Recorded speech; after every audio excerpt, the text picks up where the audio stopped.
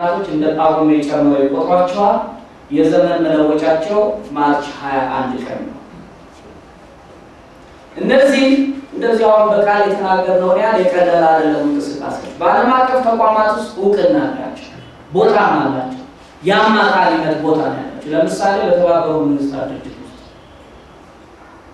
እነዚህ ቢሮዎቻቸው ከተባበሩት መንግስታት ቢሮዎች ጋር አብሮ ተያይዞ እዛ ውስጥ ጭምር በተጠቀሱት ከተማዎች ውስጥ ቢሮዎች አሏቸው። እንደ አማካሪ ተቀምጠው ያማከራሉ፣ የኛን ከተማ ጨምሮ ማለት ነው። የሚሰሩት ቤተ መቅደሶቻቸው 9 ጠርዝ አላቸው። አሁን እኛ መስቀላችን ስንት በኩል ነው ያለው? 4 ነው። 9 ያለው 9 እና ዓለም 9 አቅጣጫ አላት ነው የሚሉት። ለሃይማኖታቸው ምልክት የሆኑን ይጠቀማሉ። አንዳንዴ መስቀል፣ አንዳንዴ ጨረቃ የራሳቸውን ጨምሮ ይጠቀማሉ። በእኛም ከተማ እዚህ ያሉ እንግዲህ በባህላዊ እምነት መሰረት እስልምናው፣ ቡዲዝሙ፣ ክርስትናው ሁሉ ትክክል ነው። እንደዚህ ግን አይደለም መጽሐፋችን አሉ። ቀጥሎ ያለው የምናየው ባጭሩ ሂንዱይዝም ነው። ይሄም በተለያዩ ባህሎችና ሁኔታዎች ላይ ተመርጦ የተፈጠረ ነው። ከዚህ የተነሳ የራሱ የሆነ የተለየ መስራች የለውም። የተነሳበትን ቦታ ስንመረምር ግን ቦታው ወይም ለመነሳቱ ምክንያት የሆነችው አገር የጥንቷ ፐርሺያ ናት ወይም የአሁኗ ኢራን ማለት ነው። በጥንቷ ፐርሺያ ወይም በአሁኗ ኢራን ውስጥ ሂንዱ የሚባል ወንዝ አለ። ከዛ የተነሳ በላሞች ያመልካሉ። እነዚህ አጠቃላይ ይዘታቸው ላይ ሰውን በአራት ክፍል ይከፍሉታል።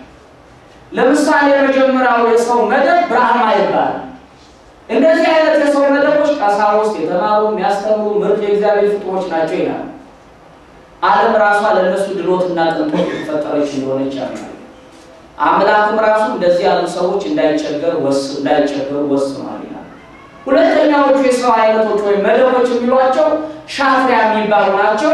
እነዚህ ጦረኞች ናቸው ብሎ ሲያምኑ፣ ከዚህ ወገን የሚወጡት ደግሞ መሳፍንት፣ ነገስታትና ቤተሰቦቻቸው ጨዋ ሆነው ሰውን የሚያስተዳድሩ፣ አገዝን የሚገዙ፣ ጦርነት ተዋግተው የሚያሸንፉ፣ ህግና ስርዓትን የሚያስከብሩ፣ ይህንን እንዲያደርጉ ኃላፊነት የተሰጣቸው ናቸው ይላል። ሶስተኛዎቹ ቫዚያ ይባላሉ። በግብርና፣ በንግድ፣ በከብት ርቢ በወዘተ የሚኖሩ ናቸው። አራተኛው ሱድራ የሚባሉ ደግሞ አገልጋዮች ናቸው። እነዚህ የነካሰ ይረክሳል ብለው ያምናሉ። የእነሱ ምግብና መጠጥ መቀበልም ያረክሳል፣ አጸያፊ ናቸው። ከእነሱ ጋር መቀበል፣ መጓጓዝ፣ መመገብ፣ መነካካት ክልክል ነው ይላል። በእነሱ እምነት አምላካቸው በየጊዜው ይለዋወጣል። አሁን አሉ የሚሏቸው አማልክቶቻቸው ዋና ዋናዎቹ ክሪሽናና ራማ ሺቫ የተባሉ ሲሆኑ እነርሱ ዓለምን የማስተዳደር የመቅጣት መብት አላቸው ብለው ያምናሉ። ዓለም አቀፋዊ ጉዳዮችን ብቻ ነው ግን የሚቆጣጠሩት እነዚህ አምላኮች።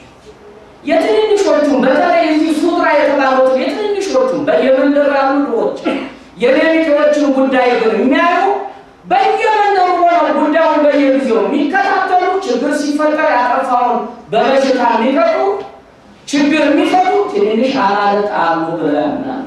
እነዚህ የሚሏቸው በስልጣን ተዋረድ ውቃቤ፣ አቴቴ፣ አርባ ወዘተ እነዚህን የመሳሰሉትን ይጨምራሉ። ለእነሱ ክሪሽና እንግዲህ እንደ መድኃኒዓለም ነው የሚቆጠረው። ሰው ሲሞት ነፍሱ ተወጣና በሕይወቱ ከሰራቸው ስራዎች የተነሳ ወደሚመስለው አካል ትገባለች። ግን እንደ ጥፋቱ መጠን ደግሞ ወደ እንስሳ መልክ ልትለወጥ ትችላለች ይላሉ። እንግዲህ ይሄ ዮጋ የሚባለው አንዱ የሂንዱ እምነት አንድ አካል ነው፣ አንድ ፍልስፍና ነው። የተረፈውን እናንተ አንብቡት። በነገራችን ላይ በሂንዱ እምነት ብዙ ቅድም እንደጠቀስኳቸው ጥቃቅን አማልክት አሉ። እያንዳንዱ ሰው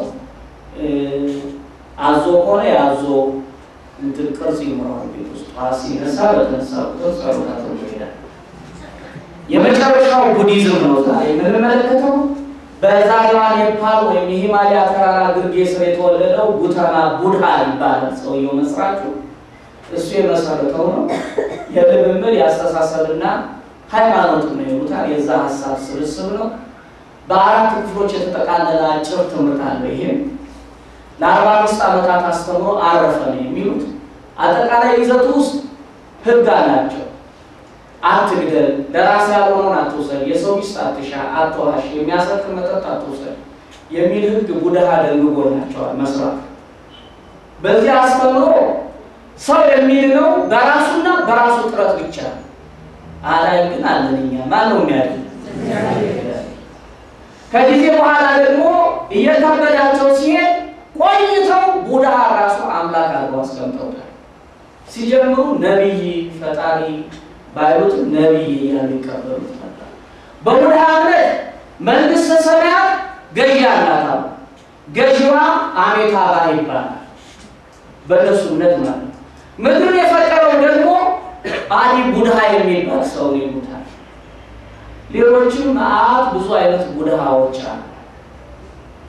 በቡድሃ ሌሎች የመተትና የጥንቆላ ድርጊቶች ተጨምሮበታል። መናፍስትን መሳብ፣ ድግምትን መድገም፣ ክታብ በመጻፍ ከበሽታ መፈወስ የሚሉ መንገዶች ሁሉ ተመቻችተዋል። ከዚህ የተቆነጠሩ የተወሰዱ የሚገቡም ሊገጥሙ ይችላል። ሌላው የሞራል መመሪያ አዘጋጅቶ ወንዶችን ሴቶችን በምንኩስና እንዲኖሩ ያስተምራሉ። አሁን ለምሳሌ ስለ አንድ ሀገር ቻይና ተገባ ያለች ስለ ቲቤቶች ስታይ ብዙ ጊዜ ሰልፍ ምን ሲደረግ አይታችኋል። ልብሶቻቸውን አይታችኋል። እንደዚህ የቡድሃ መነኮሳት ናቸው። እንዳይጋቡ በህግ ይከለከላሉ። ስጋ እንዳይበሉ በህግ ይከለከላሉ። ጃፓን ግን ይሄ ምንኩስና የሚብለውን ህግ ፈጽማ በመከልከል እንዲያገቡ ታስገድዳቸዋለች። እንግዲህ በተለያየ መልኩም ቢሆን አንድ አይነት ባይሆን ይሄ በከፊል ህንድ፣ በደቡብ ምስራቅ እስያ፣ በቻይና በብዙዎች ዘንድ ይታመናል። ቁጥራቸው ወደዚህ ጠጋ። እንግዲህ ባጭሩ ምን እንደሆነ ለማወቅ ያህል ይህን ያልካየን ይበቃል። እግዚአብሔር አምላክ ከነዚህ ሁሉ በቸርነቱ ይጠብቃል። አሜን። ስናነሳ ብዙዎች ባለማወቅ አንዳንዴ እዚህም ጋር መጽሐፍ ቅዱሱን እንደዚህ ከሚሉ እዚህም ጋር እንደዚህ ከሚሉ ሁሉም ጋር ጠፍተን ይሄን የማይሉት ጋር ብንሄድ ይሻላል የሚሏል። በሚያስገርም መልኩ እነዚህ አካባቢ ውስጥ እየተቀላቀሉ የሚገቡ ቁጥራቸው በየዓመቱ እየጨመረ። ስለዚህ እንድናውቀው እንድንረዳ ነው። በመጨረሻ የሚቀጥለው ሳምንት እንደ እግዚአብሔር ፈቃድ ትምህርታችንን እናጠቃልለው እምነትና ስራ የሚልና የማጠቃለያ ነጥቦችን በማንሳት ነው። እግዚአብሔር አምላክ ሁላችንም ለብርሃነ ትንሣኤው በሰላም ያደርሰን። ስላስተማረን የተመሰገነ ይሁን።